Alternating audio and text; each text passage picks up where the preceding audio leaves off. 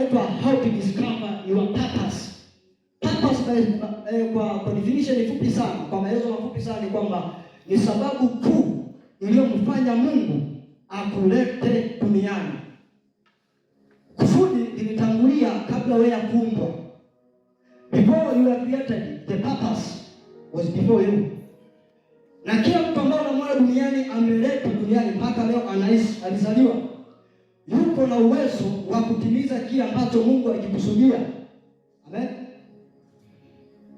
Hii ambayo inazungumza kwamba kila ambaye unamuona hapa yuko na uwezo, inakuja kuzidiwa na the source.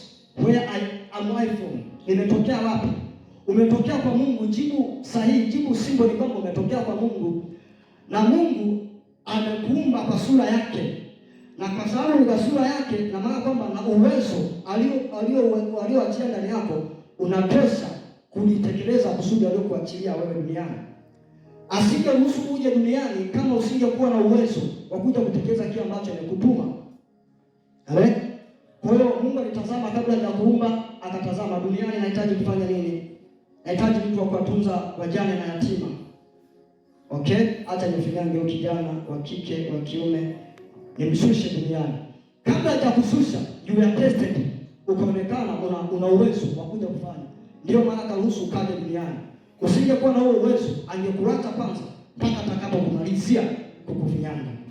Oh, you are so powerful, you are so courage, you are so strong to accomplish the assignment that you are given by God. Tunaelewana? Sasa kuna mambo ambayo unaweza ukafanya ili kusudi kugundua kusudi lako. Haya matano ambayo tumeulizana maswali ni kwa ajili ya kufanya tathmini tu ya ulipo.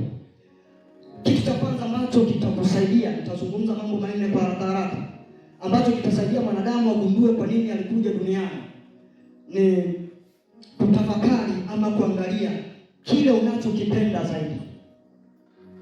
Take note, kile ambacho unakipenda zaidi. Ni nini unapenda kuliko vyote? Na tunapozungumza kusudi la kuwepo duniani, sio tu kwa ajili ya manufaa yako.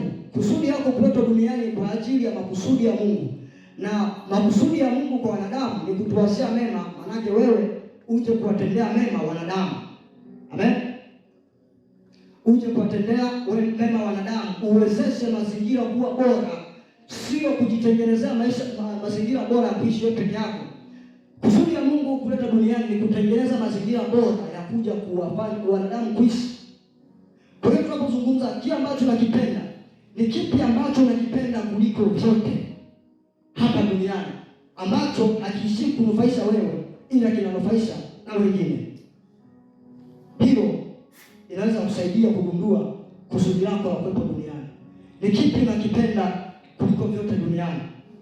Na kuna vitu mbalimbali ambavyo tunapenda lakini vingine havina msaada kwa wanadamu. Kwa mfano, mimi ukiniuliza unapenda nini? Nitakwambia kwa kweli mimi napenda kula sana. Napenda kula sana. Hilo sio kusudi. Si kwamba kwa sababu napenda tu basi ndio kusudi. No. Unapenda lakini pia kina mchango kwa watu wengine.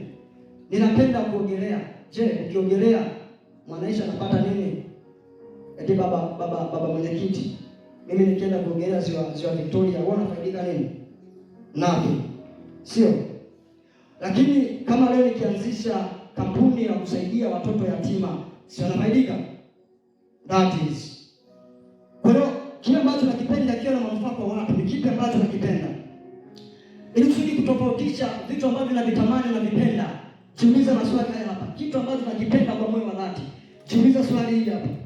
Je, hivi niko tayari kufanya kipi chenye manufaa kwa watu hata bila kulipa chochote kile na nikajisikia niko vizuri? Hilo ni kwanza. Swali la pili ambalo unaweza kujiuliza, ikitokea nimebakiwa na siku 5 za kuishi duniani, siku 5 za kuishi duniani, wiki moja ya kuishi duniani, mwaka mmoja, utaambiwa chagua kimoja ambacho utakifanya. Baada ya ukifanya hicho utarudi mbinguni kwa Baba. Hicho kimoja tu. Wewe ungechagua nini katika vitu ambavyo unavipenda? Ungechagua kipi ambacho katika vitu ambavyo unavipenda? Hiyo itakusaidia kujua kusudi lako ni lipi. Utakapoona kwamba mimi ningetamani niwe mchungaji, kwa mwaka huu mmoja ningetamani niwe mchunga kondoo, nisimame kanisani, you are called to be a pastor.